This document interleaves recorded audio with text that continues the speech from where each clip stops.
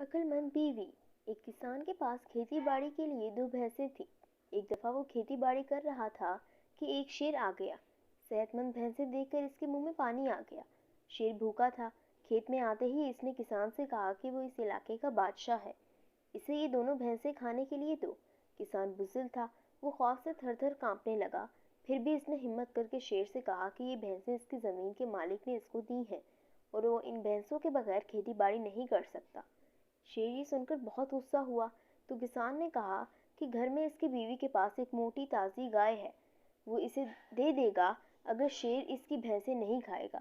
شیر نے وعدہ کر لیا۔ کسان بھاگتا ہوا اپنے گھر گیا۔ اس کی بیوی اسے اتنی جلدی آتا دیکھ کر حیران ہوئی اور اس کی وجہ پوچھی۔ پھر وہ اپنے شوہر کی بات سن کر غصہ ہوئی اور بولی، گائے کے بغیر ہم دودھ، مکھن اور پنیر کہاں سے کھائیں گے؟ کسان بولا، روٹی مکھن سے زیادہ ضروری ہوتی ہے، میں بھینسوں کے بغیر کھیتی باڑی کے ذریعے روٹی کہاں سے لاؤں گا؟ کسان کو خالی ہاتھ آتا دیکھ کر شیر غصہ ہوا۔ کسان نے ڈر کر بیوی کی بات اسے بتا دی۔ کسان کی بیوی آدمیوں جیسے کپڑے پہن کر گھوڑے پر آئی اور اونچی آواز میں کہنے لگی کہ وہ بھوکی ہے، حالانکہ ابھی ناشتے میں اس نے 3 شیر کھائے ہیں۔ شیر یہ سن کر ڈر گیا اور دم دبا کر بھاگ گیا۔ جب وہ بھاگ رہا تھا تو ایک لومڑی اسے ملی اور اس سے پوچھا، جنگل کے بادشاہ کیوں بھاگ رہے ہو؟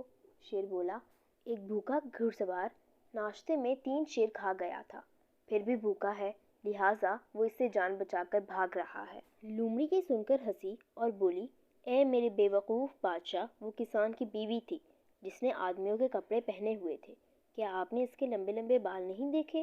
لومڑی نے شیر کو بھڑکایا تو شیر کو غصہ آ گیا، لہٰذا وہ لومڑی کے ساتھ واپس کھیت کی طرف گیا۔ کسان اور اس کی بیوی اپنے مذاق پر ہنس رہے تھے۔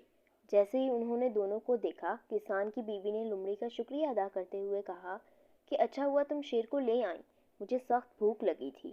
شیر یہ سن کر پلٹا اور تیزی سے بھاگنے لگا۔ اس نے لومڑی کو اپنے پیروں تلے کچل دیا۔ اس دن کے بعد پھر کسی شیر نے کسان اور اس کی بیوی کو تنگ نہیں کیا۔ نتیجہ، عقل مندی بہترین حکمت عملی ہے۔